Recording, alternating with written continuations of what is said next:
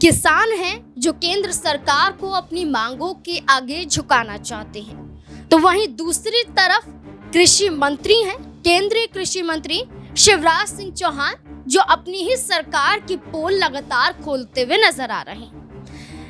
MSP के जरिए कई गारंटियां सरकार द्वारा दी जानी चाहिए थी।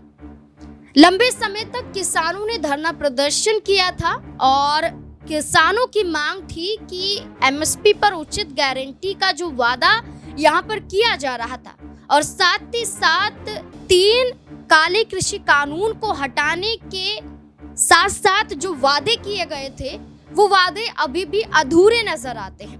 किसानों की कर्ज माफी से लेकर किसानों पर जो अपराध यहाँ पर जो मुकदमे दर्ज किए गए हैं उन्हें हटाने से लेकर जमीन अधिग्रहण से लेकर कई ऐसे मामले देखने को मिले जहां किसान एक बार फिर से शंभू बॉर्डर, खनौरी बॉर्डर पर डटे हुए हैं। उत्तर प्रदेश, पंजाब, हरियाणा के किसान केंद्र सरकार से वही मांगे कर रहे हैं। इस बीच में कृषि मंत्री किसानों की नहीं सुन रहे हैं, बल्कि किसानों के दर्द को क्यों नहीं समझ पा रहे हैं, इसको लेकर अपनी ही सरकार की पोल खोलते हुए दिखाई दिए हैं। क्या कुछ शिवराज सिंह चौहान ने कहा, सुनिए जरा। अब हम हैं तो कृषि मंत्री, चुनाव आ गए तो 3 महीना लगातार चुनाव के प्रचार में लगे रहे, पार्टी के कार्यकर्ता भेज दिया तो अब उसमें देखो समय नष्ट होता है प्रधानमंत्री का, मुख्यमंत्री का, मंत्रियों का, सांसदों का, विधायकों का, अधिकारियों का, कर्मचारियों का, सारे विकास के काम ठप। कराओ चुनाव और फिर नई नई घोषणाएं करना पड़ती है कि मैं ये दे दूंगा, हम ये दे देंगे। जन कल्याणकारी काम पीछे रह जाते हैं और केवल इतने नहीं, भारी खर्चा होता है। चुनाव आयोग भी खर्चा करता है तो जनता का पैसा तो है वो, और फिर राजनीतिक दल भी खर्चा करते हैं। कितना समय नष्ट होता है। अब दूसरे राज्य में चुनाव होंगे नायब जी, तो हरियाणा के अधिकारी पर्यवेक्षक ऑब्जर्वर बन के चले जाएंगे। यहाँ का काम आपका 2-3 महीने ठप हो जाएगा, वो वहां जाके चुनाव करवाएंगे। तो इसमें केवल विनाश ही विनाश है, समय का अपव्यय, धन का अपव्यय, हमारे विकास को अवरोध करता है ये चुनाव हमेशा होने। शिवराज सिंह चौहान हरियाणा पहुंचे थे बीते दिन।